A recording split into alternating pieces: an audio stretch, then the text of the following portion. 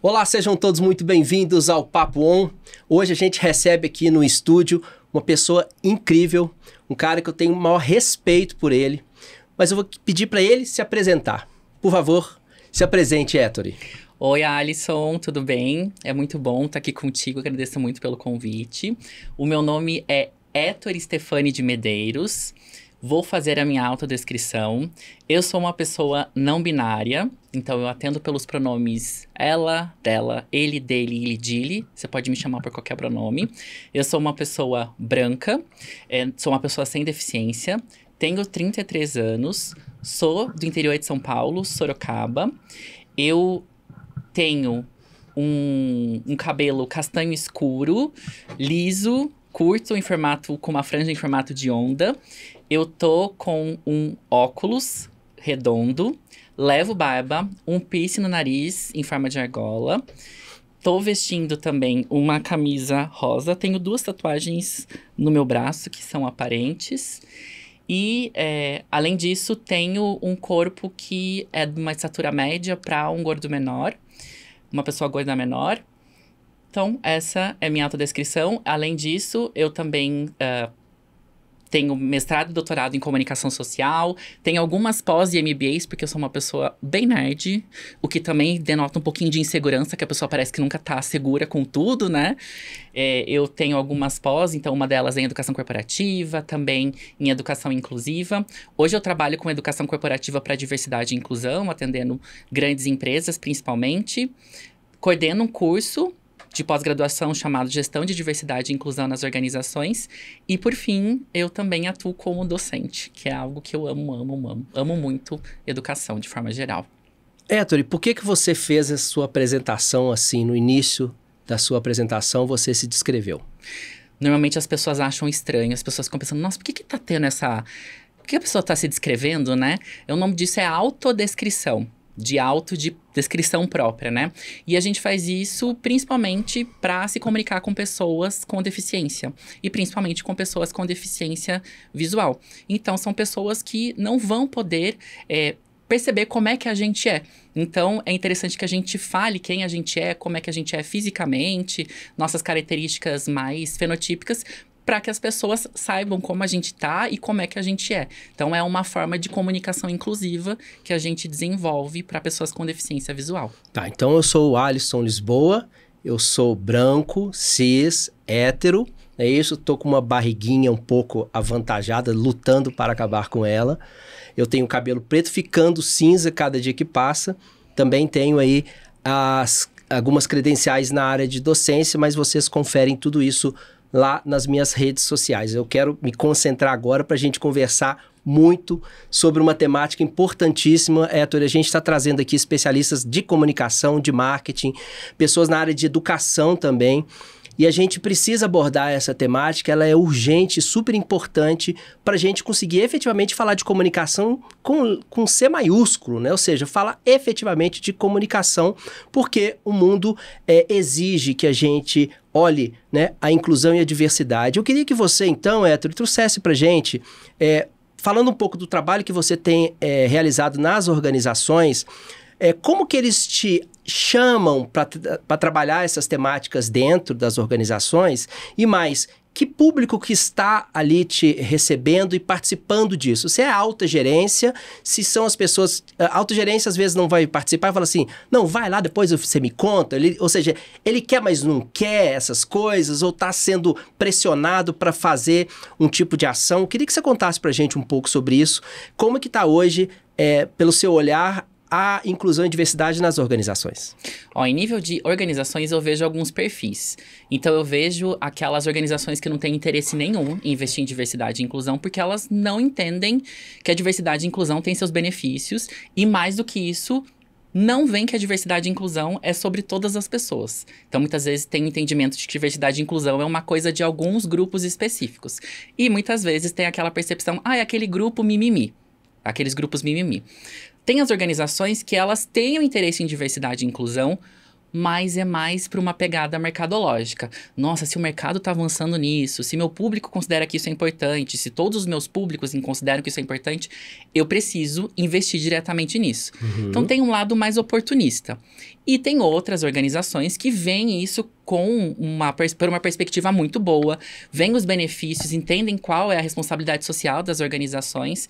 Então, para mim, existem esses 3 tipos de organizações. Tá. Mas a gente também tem os tipos de pessoas, né? Que daí cada organização tem vários tipos de pessoas. Né? Aí você trouxe 3 tipos de organização. Quando a gente está falando de organizações que estão nascendo agora, em especial as startups, empresas aí novas, né, que estão surgindo, elas já nascem já com esse propósito, muitas vezes. Né? Eles nem pensam que eles têm que ser inclusivos, porque eles já são de natureza, assim. Você vê muitas empresas, muitos bares em Belo Horizonte, muitas cervejarias que já nascem, você vê nitidamente pela comunicação visual, pelas pessoas que estão lá, que eles já nascem desse jeito, assim, com esse propósito, com essa visão de mundo.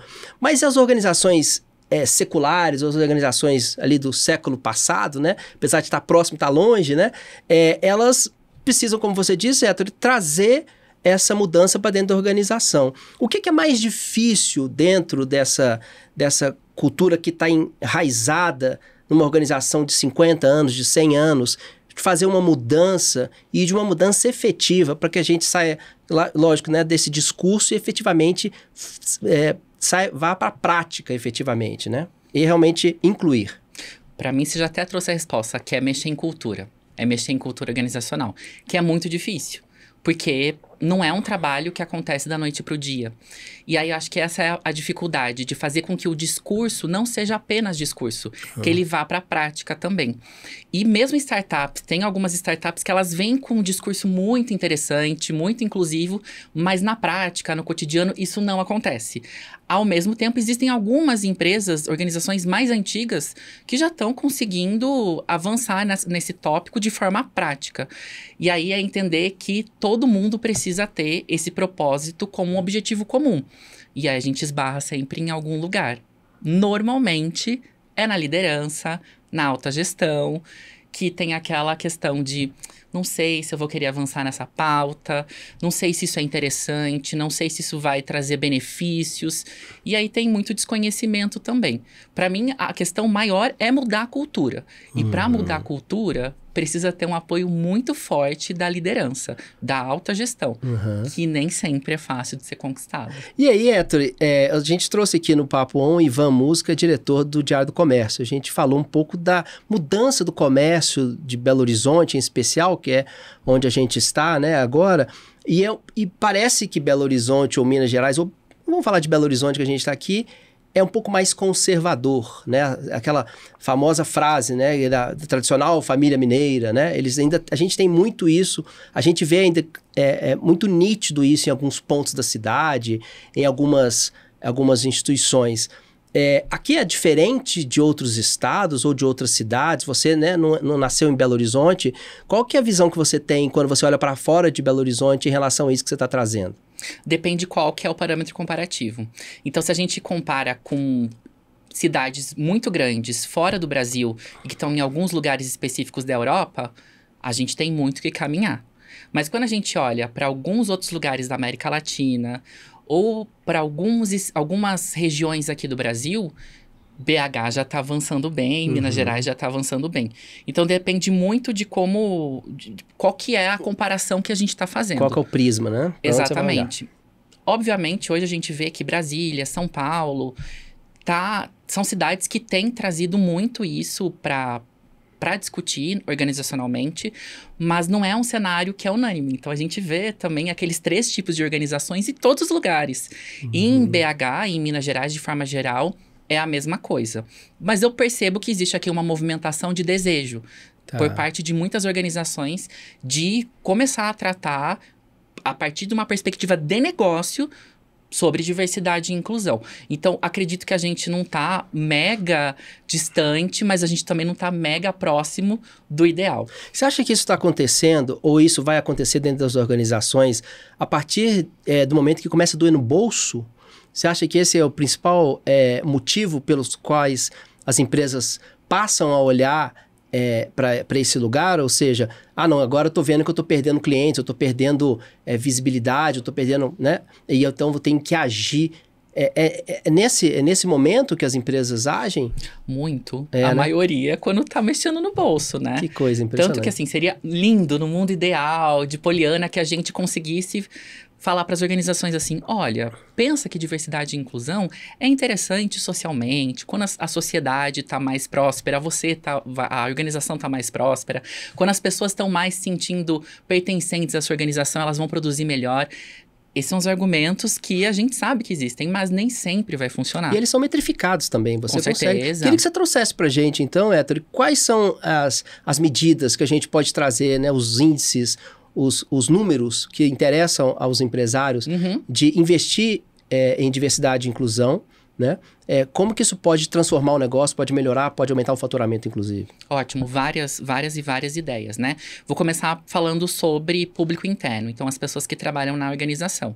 Dá para fazer ali uma métrica, né, comparando um período em que não existia ações de diversidade e inclusão e depois que existiam práticas de diversidade e inclusão. Então dá pra gente falar sobre produtividade, sobre agilidade nas decisões, sobre o quanto a empresa está conseguindo ter menos turnover, das pessoas não estarem saindo da empresa. E a gente sabe que manter talentos é muito mais estratégico do que contratar novos. É muito menos investimento também. Muito menos oneroso, certo?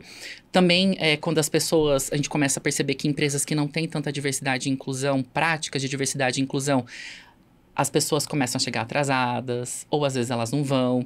Isso também influencia diretamente na produtividade.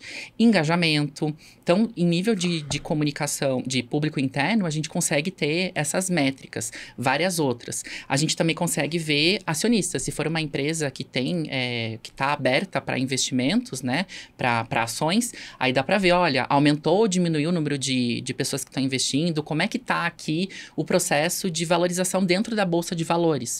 Isso também é uma métrica que é interessante. Daí tem um hall de métricas também. Tem também como medir a relação com o público consumidor. Seja um público consumidor B2B ou B2C, né? Empresa ou consumidor final mesmo. De avaliar se as pessoas estão fidelizando mais. Se as pessoas estão ficando mais retidas ali dentro da empresa, né? Como consumidoras. Para ver se elas estão entendendo quais são os valores e como elas se conectam àqueles valores daquela organização. Porque uma coisa que é fato, né? Hoje a gente não compra só produto e nem serviço. A gente compra estilo de vida, a gente compra valor, a gente compra identificação. E por que que eu uso determinada marca? Se aquela marca tem os mesmos valores que eu, e de forma prática, eu consigo ver que isso não é só discursivo, a chance de eu comprar dela, de eu recomendar ela, de eu recomprar dela é muito maior. O LTV aumenta demais, totalmente. Né? Porque você tem ali uma fidelidade que é, às vezes, difícil de encontrar, né? De maneira geral. A gente hoje pula de muitas marcas. Porque não tem uma identidade que você se reconhece nela e fala, cara, essas pessoas estão, né, olhando para o mesmo lugar que eu olho.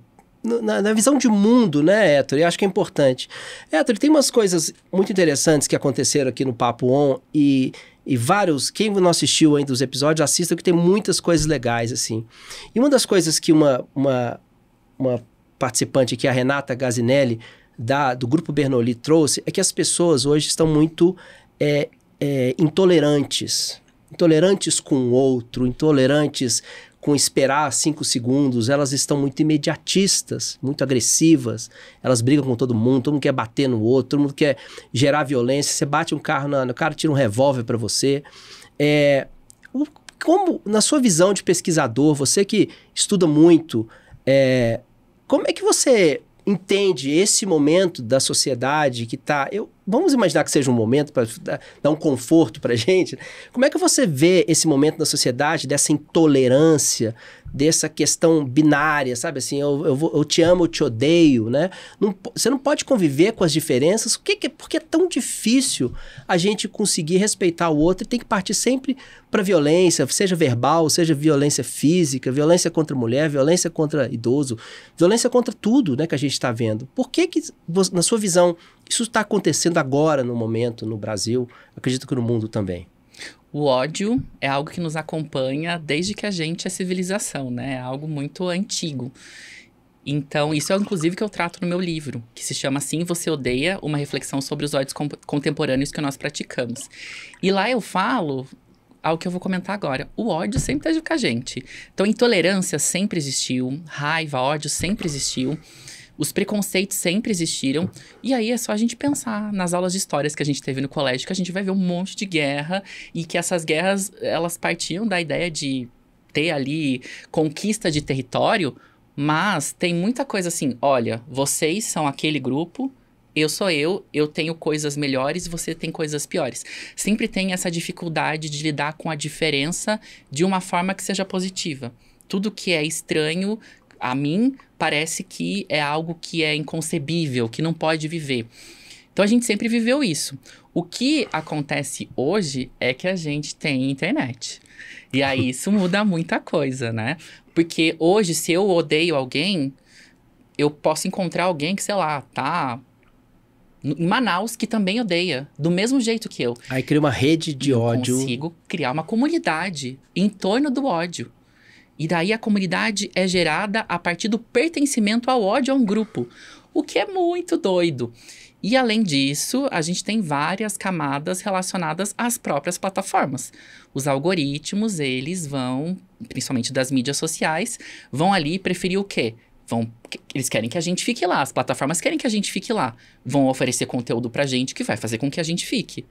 Como é que a gente vai... O que a gente faz quando a gente tá ali ficando horas e horas no TikTok? Eu sou, inclusive, vítima disso.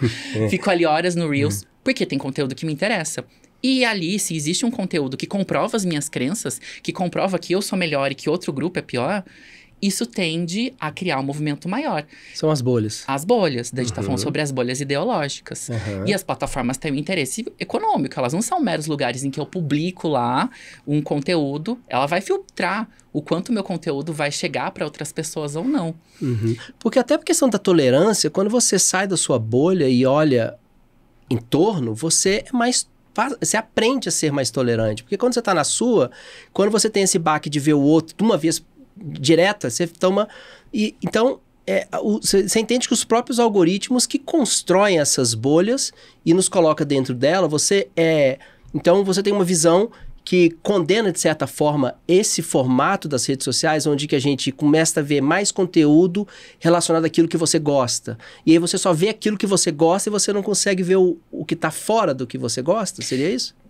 Não sei se a palavra é condenar, porque eu entendo também que as plataformas nos moldam, mas nós também moldamos as plataformas. Então, se o algoritmo está funcionando e a gente tá usando as plataformas, é porque isso também nos interessa. Então, é uma relação de retroalimentação ali. Então, se colocassem conteúdo odioso e não circulasse tanto, não criasse uma comunidade em torno daquilo, não seria o problema. Então, nós também agimos. E aí, nós temos 3 coisas, né? As plataformas agindo por interesses financeiros, nós agindo por nossos próprios interesses e também o algoritmo que ali tem uma certa presença no nosso fluxo de consumo. Que é o caso, por exemplo, da Netflix, né? Você entrando na Netflix de uma pessoa que você não conhece, você sabe exatamente que tipo de coisa ela gosta, se ela gosta de filmes de terror, se ela gosta de séries, etc. Você consegue ter uma ideia de quem é essa pessoa. Você quase faz uma análise de persona a partir do que você vê. Se a pessoa, claro, se ela não empresta a senha dela para alguém, né? Ou seja, se ela efetivamente está alimentando o algoritmo. Mas aí também, eu volto nessa questão. E aí eu entro na Netflix e só vejo, por exemplo, programas que tratam de uma temática, séries que tratam de uma temática, e não vejo outras temáticas do mundo que são importantes para minha formação como ser. Estou dizendo, nós já somos assim, insistentemente, temos esse olhar para fora. A gente dá aula e tal, então a gente tem sempre que se exercitar. Mas a maioria das pessoas, ela recebe o conteúdo, gostei, então gosto disso, assim. E às vezes ali numa série que ela gosta, que ela curte, porque o algoritmo vai entender que ela gostou, tem uma violência contra a mulher, uma violência psicológica, por exemplo. Aí ele recebe uma outra recomendação que tem outra violência psicológica. Então ela vai alimentando uma... Muito. Né? E aí, como é que a gente sai dessa? Você tem que furar a bolha, né? E aí, eu acho que é interessante isso que você falou. Às vezes eu tô no ônibus e tem alguém mexendo no TikTok, no Instagram, eu dou uma olhada, dou uma espiada, assim, bem stalker, pra saber como que é a timeline da pessoa. Ou como é o feed dela. E é sempre muito diferente do meu. Sempre. Isso é muito interessante de pensar. De como que a gente consome, muitas vezes, as mesmas mídias, mas a gente não consome sempre os mesmos conteúdos. Sim. E a mídia é algo que é uma das coisas que a gente consome. Então, eu também me relaciono com as pessoas na sala de aula, nos treinamentos e palestras que eu vou dar em empresa, no meu ciclo de amizades. Quem eu escolho estar perto de mim? Pessoas que são espelho? Que são exatamente como eu? Ou não? Na sala de aula não tem como. A gente vai lidar com uma diversidade de pessoas, ainda que normalmente tenha uma divisão ali de classe social, né? Mas a gente consegue conviver com outras pessoas. E pensa, hoje a gente vive crise ambiental, crise política, crise econômica, crise sanitária que a gente vive vivendo. Guerra. O que as pessoas pensam? Eu não sei mais de nada do mundo, o mundo é confuso, eu não sei mais o que é verdade, o que é mentira. Eu vou ficar dentro da minha bolha. E eu vou ficar aqui, que é mais seguro. Que é mais seguro. É mais seguro por um lado, mas é mais inseguro por outro. A gente deixa, então, de ter uma possibilidade de estabelecer uma conexão social. E quando a gente nasce, a gente não assina, né? Um documento. Nasci, eu só quero conviver com o tipo de pessoa ABC. A gente não escolhe com quem a gente vai conviver. E nem com quem vai trabalhar também. Menos ainda, né? Quem vai estar do seu lado ali, ó. Exatamente. Então não tem como. A gente vai, querendo ou não, a gente vai lidar com a diversidade do mundo. Não tem como.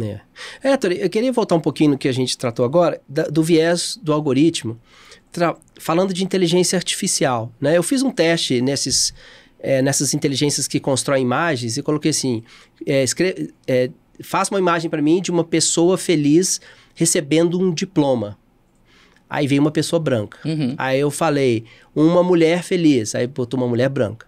Aí eu falei assim, não pode ser uma pessoa branca. Deu um erro do ChatGPT dizendo que eu estava infringindo as normas de não sei o quê. Ou seja, eu não posso exigir que ele faça para mim uma imagem com uma pessoa negra.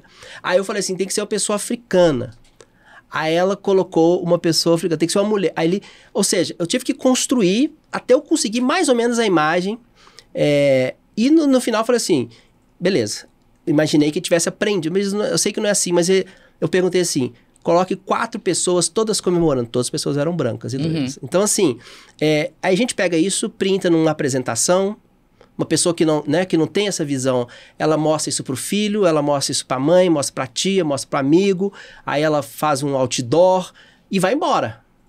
A inteligência artificial vai propagar o que já está sendo evidente na nossa sociedade, que é uma sociedade extremamente machista, misógina e racista, etc.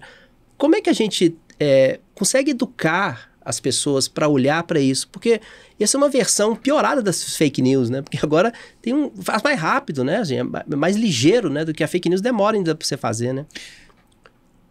Para mim, a questão é educação. E aí, educação não é só no sentido de educação formal na escola, que também é ótimo.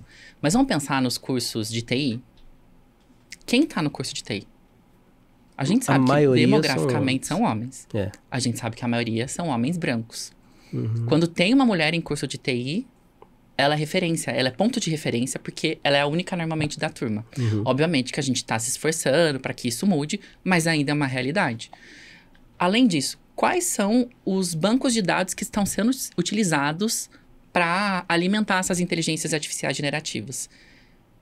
É tudo que já existe na internet? Então tá bom, então a gente vai ficar igual. Uhum. Quem tá programando, quem tá ali construindo essa inteligência artificial, ela sabe qual que é a importância de não ter vieses na hora de construir aquela IA? Então a gente precisa, em cursos de TI, ter uma disciplina que vai falar sobre vieses inconscientes, que vai falar sobre a importância da gente ter um banco de dados que é mais variado. Porque senão o esforço é sempre na elaboração do prompt. Aí a gente sempre tem que ficar especificando todas as questões. Uhum. E ao mesmo tempo, é uma faca de 2 gumes. Teve um caso de uma IA generativa, de uma marca que eu não vou citar o nome, que pediram para que fizessem pessoas numa guerra que aconteceu na Alemanha, né? Segunda Guerra Mundial. Uhum. E apareceram pessoas usando aquele símbolo que é crime aqui no Brasil e tudo mais, ainda bem, lá da Alemanha daquela época. E essas pessoas eram negras, eram asiáticas, elas não eram arianas, pela percepção, pela perspectiva dessa... Pela da história guerra. era, Exato. Exato. Então, como que se apresenta uma pessoa negra vestindo uma roupa do nazismo, por exemplo? Não faz sentido. Exatamente. Então, isso foi um problema que aconteceu. Você falou do teste que você fez, eu fiz um teste também. Eu pesquisei assim, numa IA generativa.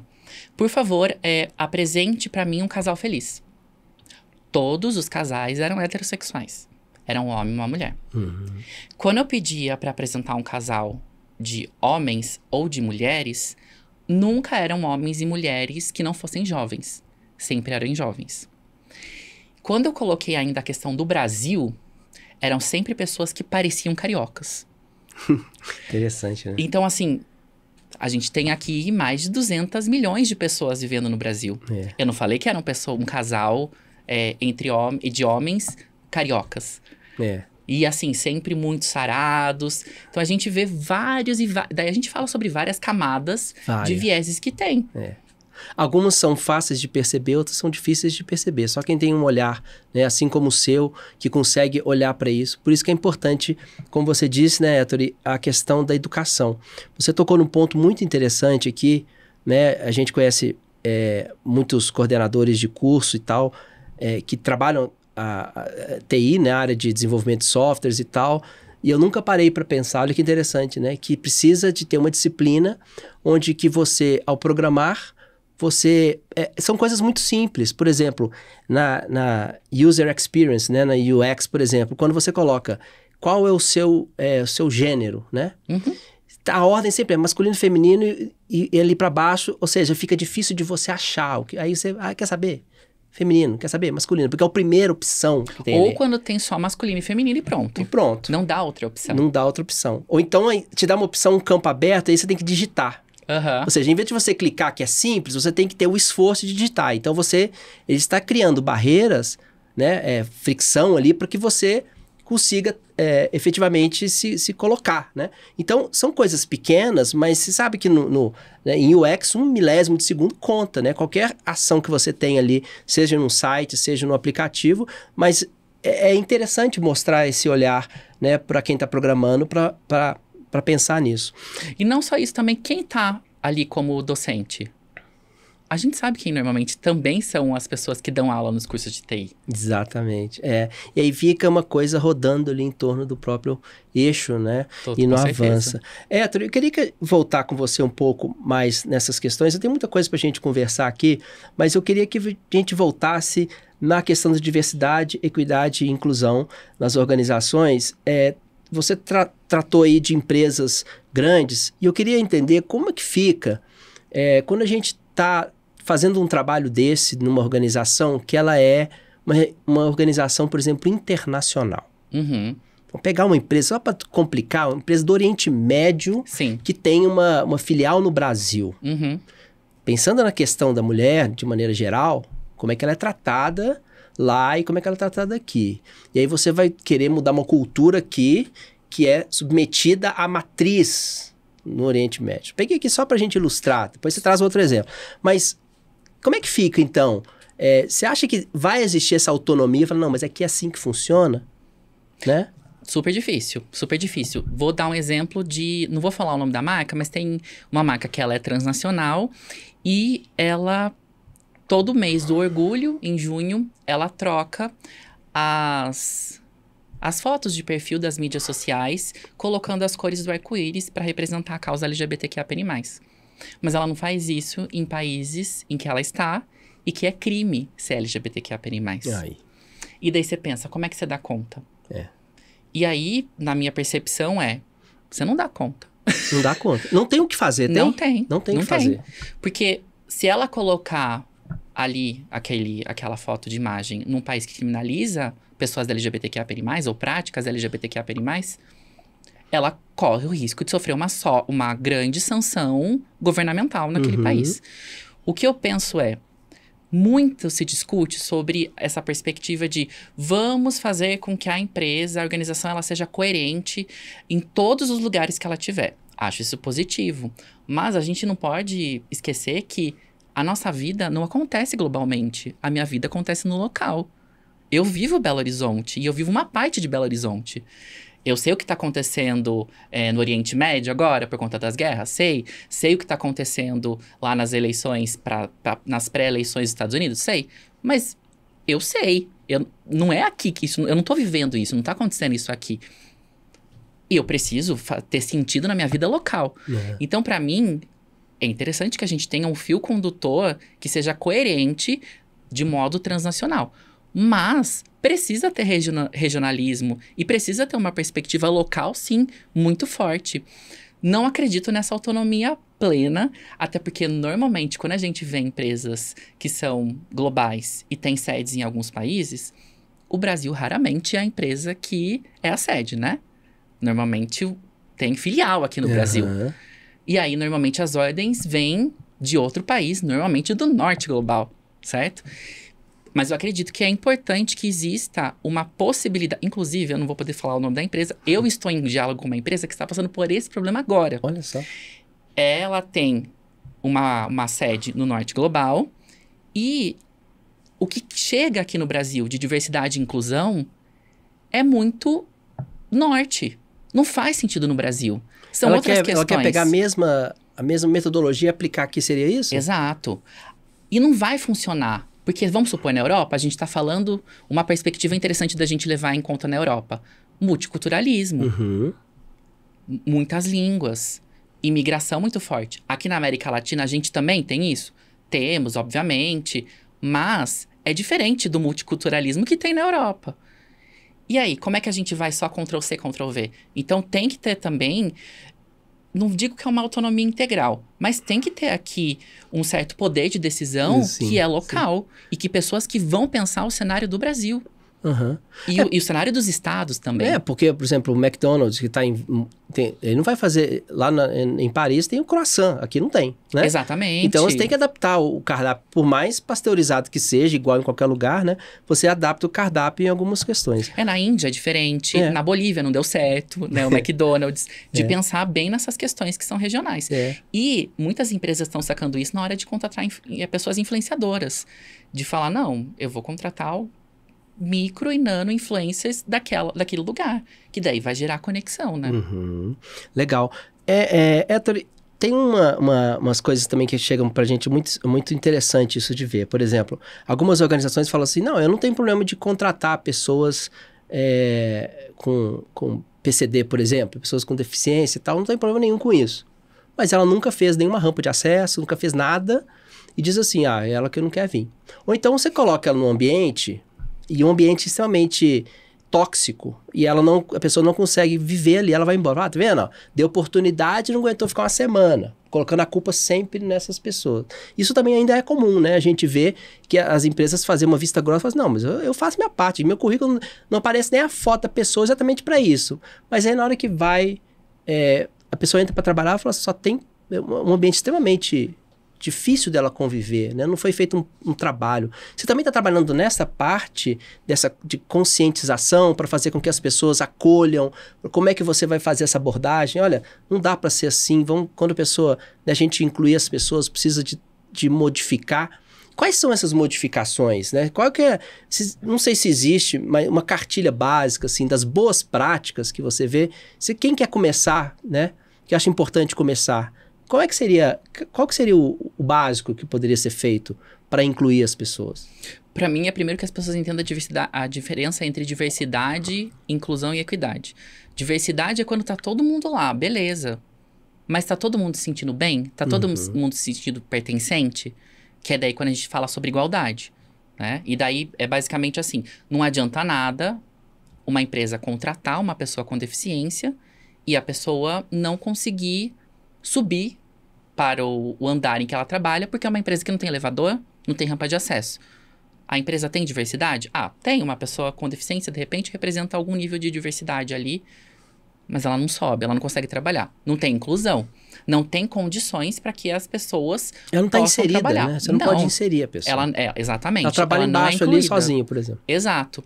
E aí, quando a gente está falando sobre equidade, é a gente pensar, beleza, essa pessoa precisa de uma rampa, ela precisa ser respeitada, a gente vai levar em conta as particularidades dessa pessoa para que ela se sinta bem para trabalhar ali, para que ela tenha as condições básicas. É a mesma coisa que eu falar assim, Alisson, vamos andar de bicicleta na Lagoa da Pampulha?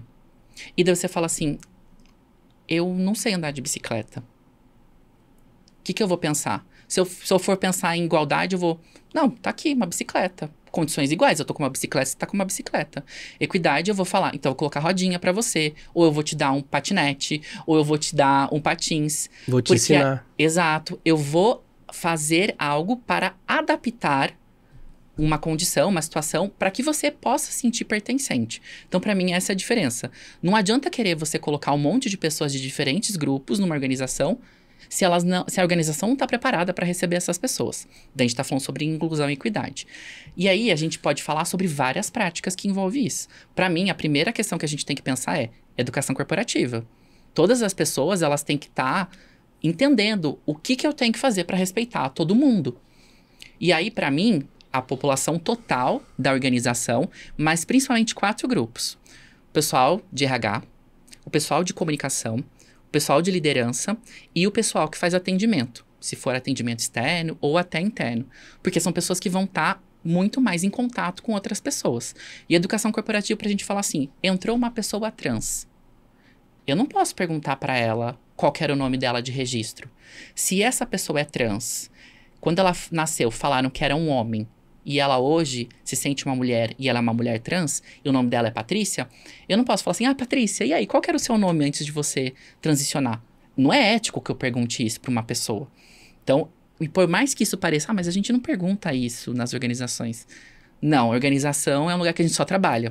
Né? A gente não fala sobre, não fofoca, não tem nada disso. A gente sabe, tem a parte social que não diz respeito ao trabalho. E agora também é interessante quando você traz isso, Hétero, porque é uma questão que tem que estar na educação, mas na cultura também, e a pessoa tem que sentir isso, porque senão fica aquela coisa meio armada, vai vir uma pessoa, aí você já se arma, você já se protege, aí você faz aquela pergunta, você fica todo cheio de dedos, né, de preocupação do que você vai... Quando você internaliza na cultura, a pessoa chega lá falando, vem cá, você trata normal como qualquer pessoa deve ser tratada, né? Exatamente. Então, isso passa muito por uma questão cultural e um reforço constante da alta gestão de trazer esses, né, de olhar para esses... Não, vão sempre bater nisso para a gente conseguir trabalhar isso de uma maneira clara e transparente dentro da organização. Senão você vê que é uma forçada. Sabe quando você está conversando, aí de repente chega o chefe, todo mundo para e começa a trabalhar, sim, né? Sim. Aquele medo, aquela apreensão, como se o chefe fosse a ideia de que o chefe é um carrasco, né? Porque ele chegou e aí a coisa... Você toma aquele medo, né? Então, isso é muito importante tratar. E aí isso para mim, antes de receber os talentos, as pessoas que são talentos... de grupos específicos, você tem que preparar a casa.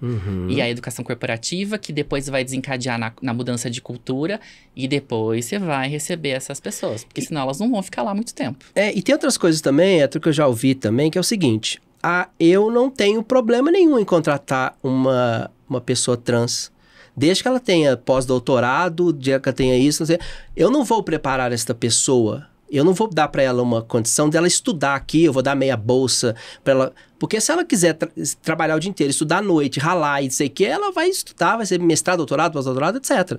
Eu dou condição para ela. Uma coisa é você pegar uma pessoa que você sabe que, né, estatisticamente, ela não tem formação superior, muitas vezes e tal, e vocês me falam assim, não, tá aberto aqui, pode entrar qualquer pessoa trans aqui que eu contrato. Tem que ter só esse requisito aqui, que é um requisito que 0,1% dessa comunidade tem. Como é que fica? Isso também é muito comum, né? As pessoas olharem, não, pode vir, mas ninguém vai vir porque não tem a qualificação.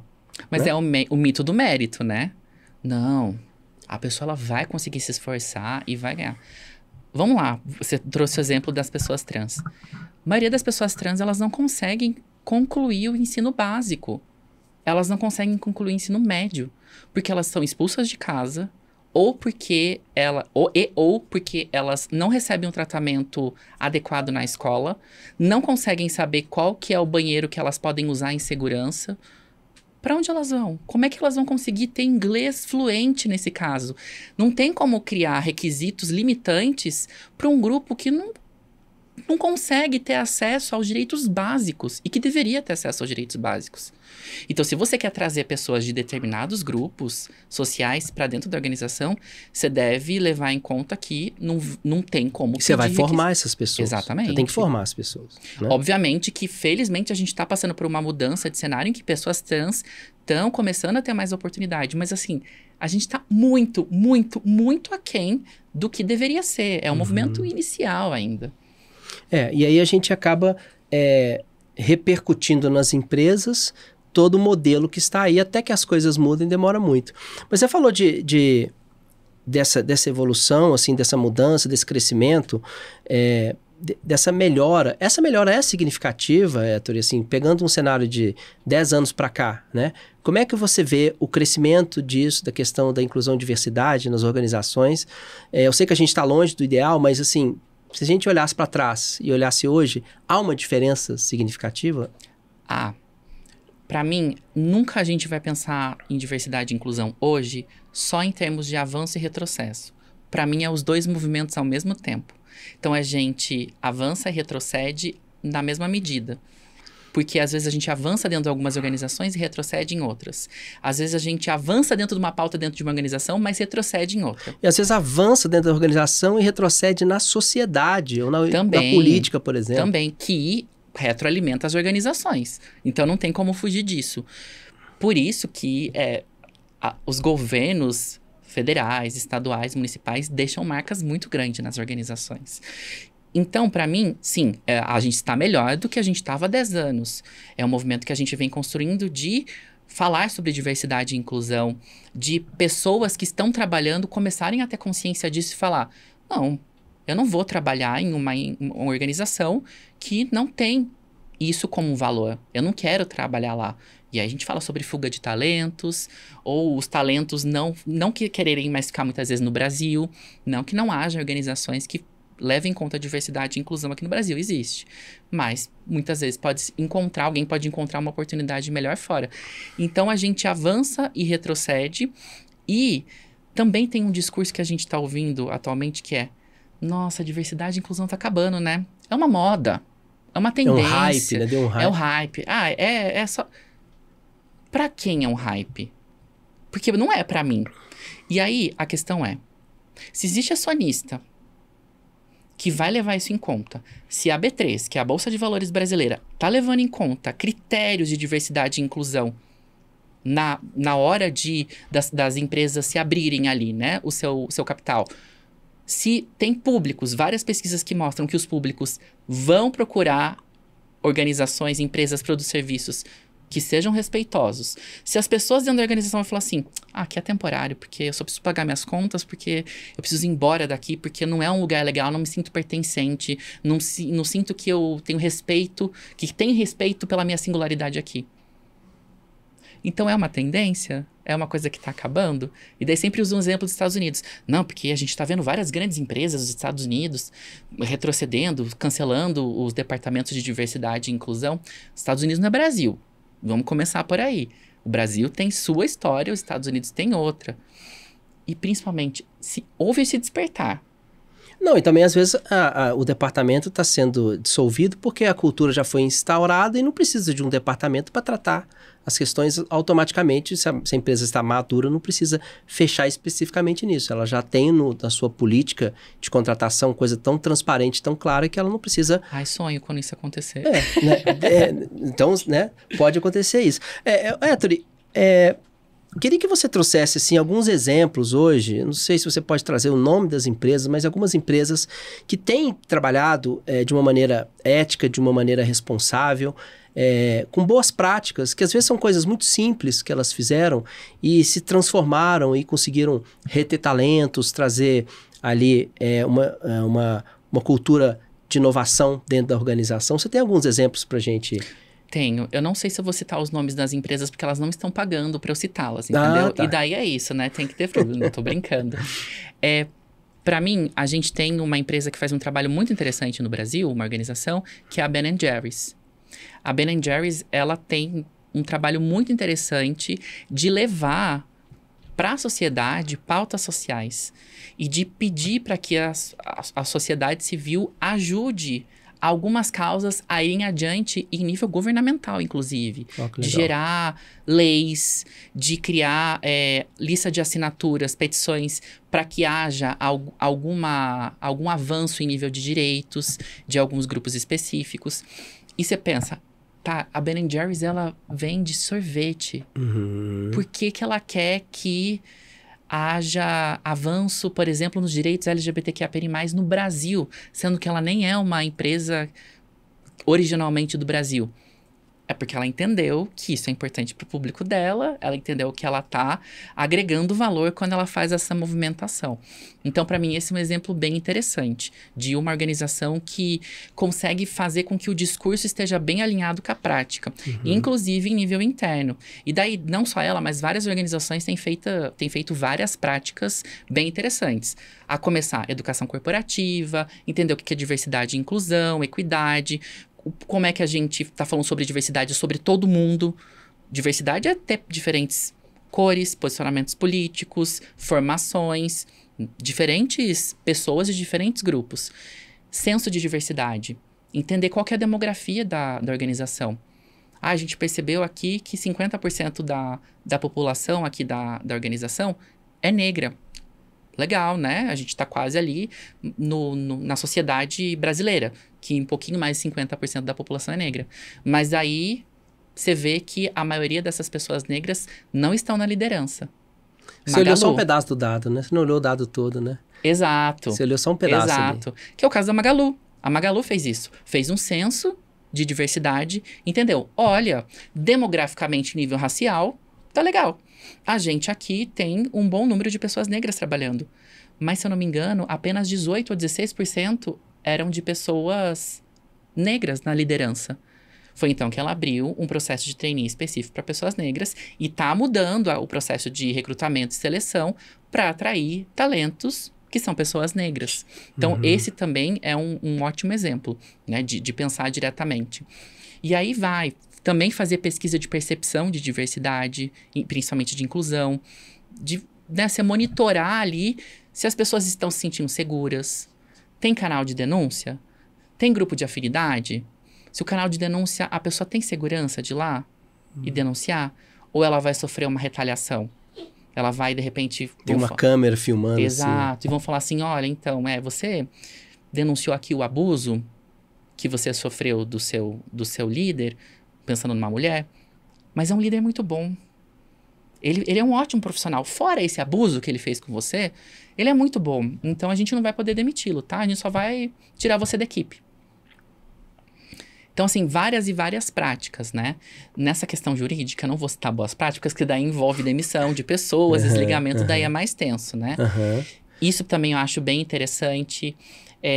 A Natura faz um trabalho de comunicação muito interessante, de falar sobre a pauta de diversidade e inclusão, de trazer diferentes tipos de corpos, etnias, identidade de gênero, masculinidades nas suas campanhas. Então, em nível de comunicação, eu acho a Natura muito interessante. A Dove também tem um caminho muito interessante, né, em relação a isso, né? Foi pioneira na área de cosméticos, né? E de estética, assim, de saúde, de pensar especificamente sobre diversidade de corpos. Héctor, a conversa tá maravilhosa, a gente tem muitas coisas para tratar, mas eu queria que você, pra gente fechar, falar um pouco sobre essas questões de inclusão e diversidade, quando a gente está tratando ali de empresas pequenas também. Porque a gente está tratando de grandes organizações que elas têm, como você disse, estão na Bolsa de Valores, né? Elas têm ali uma visibilidade muito grande, midiática e tal. Mas e nas pequenas empresas, nas empresas que têm 10 funcionários, que a gente sabe que as coisas não são diferentes lá em relação à inclusão e diversidade. Como que você diria para essas pequenas empresas que querem fazer um trabalho bacana, começando né? Porque eu acho que mais do que fazer muitas coisas, é fazer uma coisa bem feita. Depois, né, vai melhorando. Eu não consigo colocar uma pessoa com deficiência aqui porque eu não tenho uma estrutura, mas eu vou me preparar para isso, mas enquanto eu não me preparo para isso, eu vou pegar uma outra frente, eu vou fazer... Né? A pessoa vai construindo isso ao longo do tempo. Como é que uma empresa pequena pode começar a trabalhar? Onde que ela precisa... você falou que tem que começar pela cultura, mas, assim, dizendo de práticas mesmo, assim, depois que a cultura tá colocada, porque a empresa pequena é mais fácil até de você criar cultura, né? Para mim, obviamente, existem algumas diferenças, mas quando a gente está falando sobre empresa pequena, empresa grande, empresa transnacional, a gente está falando sobre pessoas que trabalham nessas empresas. Então, no final, a gente está falando sobre gente. E gente é igual em todo lugar. Ainda que a gente tenha as nossas diferenças, que são importantes, mas a gente tem medo, a gente sangra, a gente chora, a gente tem fome. Então, para mim, a primeira questão a ser feita numa organização pequena é que as pessoas entendam que diversidade e inclusão é uma coisa que não é somente organizacional, mas que é uma coisa humana, que eu estava comentando. Eu escolho com quem eu vou conviver, eu escolho os lugares para que eu vou. E se eu desejo trabalhar com diversidade e inclusão em organizações, eu também preciso levar isso para minha vida pessoal. E aí não é uma dica só para pequenas empresas. Mas como as pequenas empresas, normalmente os grupos eles são mais próximos e conseguem dialogar de forma mais significativa, faça coisas individuais, na vida privada, que permitam que você extrapole a sua própria bolha. Para mim, essa é uma questão importante, da gente levar isso para a vida pessoal. E não porque eu quero levar isso para o organizacional ou para o profissional, mas porque isso é um valor. E uma coisa que eu fazia numa agência, né, a equipe fazia, era uma agência que chegou até mais ou menos 10 pessoas trabalhando, então era uma agência pequena. Nós tínhamos momentos de conversa toda sexta-feira, em que a gente trazia debates sobre questões que nos interessavam. Legal. E esses debates não era ninguém de fora que precisava receber uma contratação, e a gente falava sobre... Desculpa. E a gente falava sobre alguns temas específicos. E podia ter algum tema que envolvia diversidade e inclusão. Então, beleza. Eu sou uma pessoa LGBTQIA+, e eu estudo isso, então eu posso falar sobre isso na organização em que eu trabalho. E as pessoas demais ali também podem colaborar com as suas próprias vivências, até para entender como é que há diversidade dentro daquela equipe, que não é extensa, e que muitas vezes não tem inclusão dentro daquela própria equipe, que muitas vezes é formada por pessoas que são muito parecidas. Então, para mim, é ter uma abertura, essa abertura para pessoas que são diferentes, o entendimento de a minha ideia de inclusão, de repente, não é a mesma ideia de inclusão sua. Sim. Que, de repente, eu chego e falo assim, boa tarde, Alisson. E que você não gosta desse tipo de abordagem. Você considera muito formal no ambiente de trabalho. E você, de repente, nossa, será que a Hétero tem algum problema comigo? Então, olha, estabelecer uma percepção ativa sobre as pessoas. Para mim, essa parte de entrada. Olhar humano, né? Olhar para o humano. Empatia. Hétero, você sempre foi visto pelos alunos como o professor incrível, né? É o professor nota 5 do IEC desde sempre, né? Um professor muito amado e querido por todos, em especial pela maneira que você aborda as temáticas que você utiliza em sala de aula. Eu vou fazer uma última pergunta para a gente finalizar. Hoje você é uma pessoa, muito, como eu disse, muito querida, muito respeitada. E eu queria chegar como se agora a gente estivesse novamente no Papo On daqui a 10 anos. E a gente conversou a primeira vez em 2024, agora 2034. Já estou efetivamente todo de cabelo branco, você começou agora apenas. Que você queria ter construído nesses 10 anos que eu vou falar, depois você lembra quando a gente conversou, você falava sobre inclusão e diversidade, agora pá. E aí, o que você teria orgulho de conversar comigo daqui a 10 anos sobre o que a gente conversou hoje? Conhecer muitas pessoas diferentes. Acho que essa é uma questão que... Lugares diferentes, pessoas diferentes, culturas diferentes, experiências diferentes.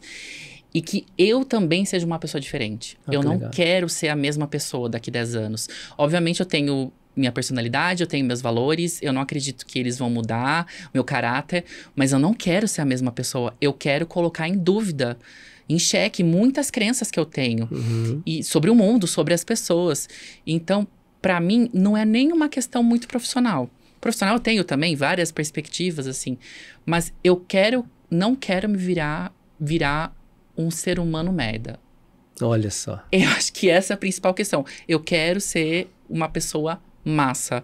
Comigo, me acolhendo e acolhendo as outras pessoas também. Tendo inclusão com as outras pessoas. Isso você já conseguiu, porque você é um cara muito massa, né? Ah, obrigado. Somos. Isso você já conquistou. Você vai ser mais ainda, né? Vai ficar ainda mais insuportável do que você já é.